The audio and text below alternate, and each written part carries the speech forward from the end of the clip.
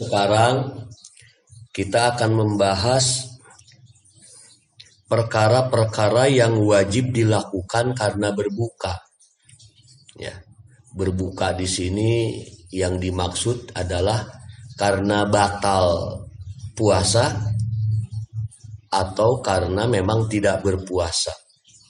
Perkara-perkara apa saja yang wajib dilakukan oleh mereka yang batal puasanya atau mereka yang memang tidak puasa, tidak berpuasa. Wa amma lawazimul iftari fa arba'atun. Perkara-perkara yang wajib dilakukan karena berbuka itu adalah 4. Al-qada'u wal kafaratu wal fidyatu wa imsaku baqiyatin nahari tashbihan bis-shaimin, yaitu qada, kafaroh, kifarat, fidyah, dan menahan diri di sisa waktu siang, menyerupai orang-orang yang berpuasa. Ammal qada'u fawujubuhu amun ala kulli muslimin mukallafin taraka sawma bi uzrin au bi ghairi uzrin.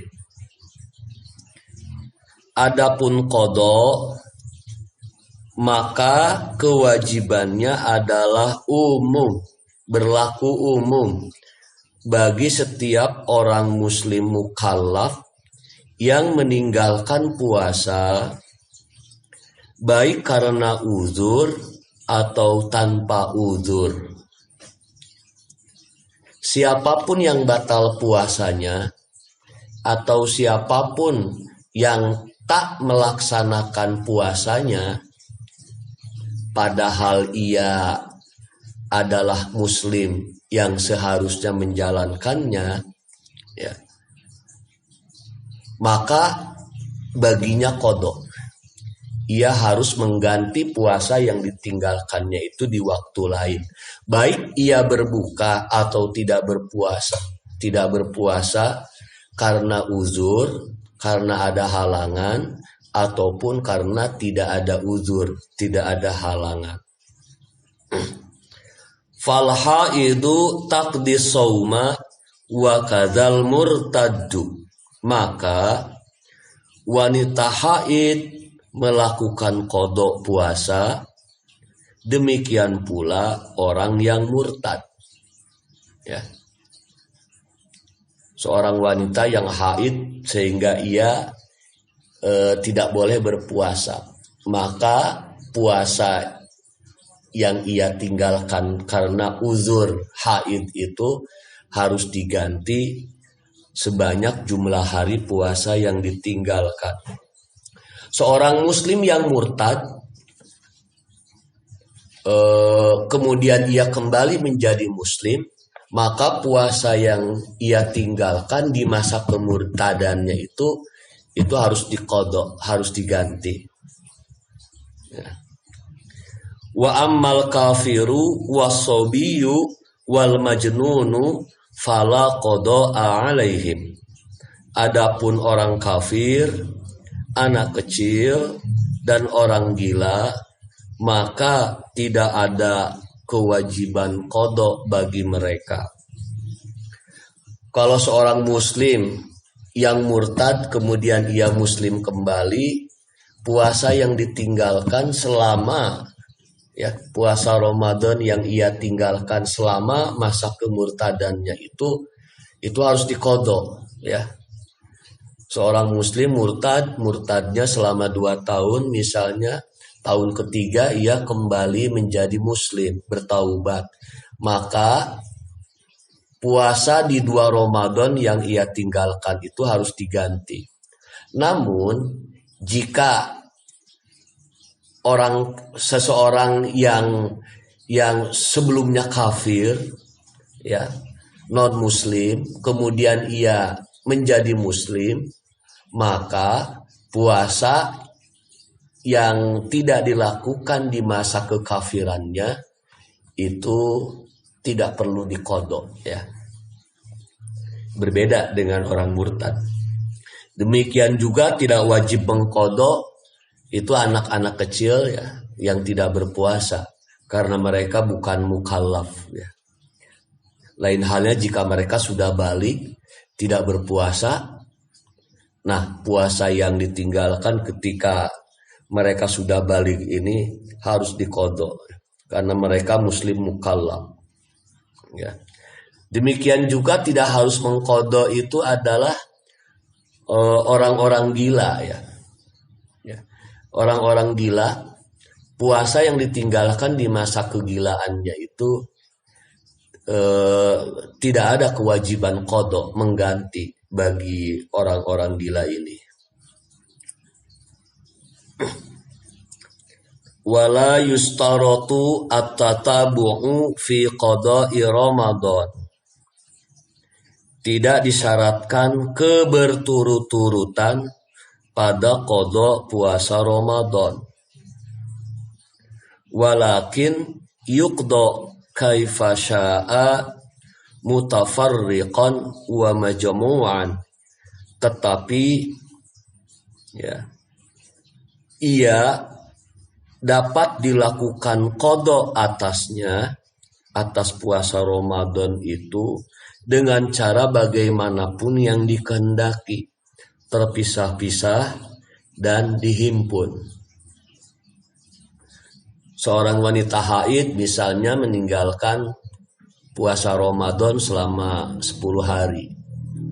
Ketika nanti ia mengqadha, tidak harus baginya mengqadha berturut-turut 10 hari.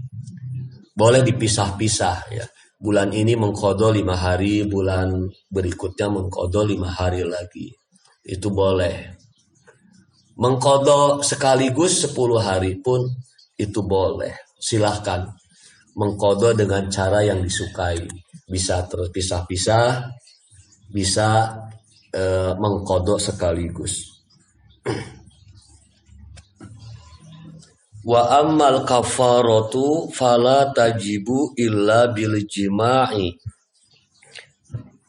Adapun kifarat, maka ia tidaklah wajib kecuali karena berjima. Wa ammal istimna'u wal aklu wasyurbu wa ma'adal jima'i fala yajibu bihi kafaratun. Adapun tindakan mengeluarkan air mani, makan, minum, dan perbuatan lainnya selain berjima, maka tidak wajib karenanya kifarat. Ya. Kifarat hanya wajib untuk mereka yang batal puasa karena berjima. Untuk mereka yang batal puasa bukan karena sebab berjima, apapun itu, maka tidak wajib membayar kifarat. Fal kafaratu itqu raqabatin fa in a'sara fa shaumu syahraini mutatabi'aini wa in ajaza fa it'amu sittina miskinan muddan. Kifarat adalah membebaskan budak. Jika hal itu menyulitkan, maka berpuasa 2 bulan berturut-turut. Jika ia merasa berat, maka memberi makan 60 orang miskin, memberi makan 60 orang miskin, masing-masing 1 mud. Jadi yang dimaksud dengan membayar kifarat itu adalah yang pertama membebaskan budak. Ya. Di masa kita sekarang, budak dalam arti sesungguhnya sebagaimana di masa Rasulullah Shallallahu Alaihi Wasallam itu sudah tidak ada ya. Jika membebaskan budak tidak sanggup kita lakukan, maka kita bisa mengambil pilihan kedua, yaitu berpuasa 2 bulan berturut-turut. Nih ya, untuk suami istri yang berjima di siang hari bulan Ramadan. Ya. Jika berpuasa selama 2 bulan berturut-turut pun kita yakin takkan mampu melakukannya, maka kita bisa mengambil yang ketiga, pilihan yang ketiga, yaitu memberi makan 60 orang miskin. Masing-masing dari ke-60 orang miskin itu 1 mud. Yang dimaksud di sini 1 mud gandum. 1 mud itu sesungguhnya takaran volume ya. 1 mud gandum itu kurang lebih adalah setara dengan 1 raupan 2 telapak tangan orang dewasa. Kalau kita sedang berdoa, 2 telapak tangan kita menengadah. 1 mud gandum itu ya 1 raupan 2 telapak tangan orang dewasa itu.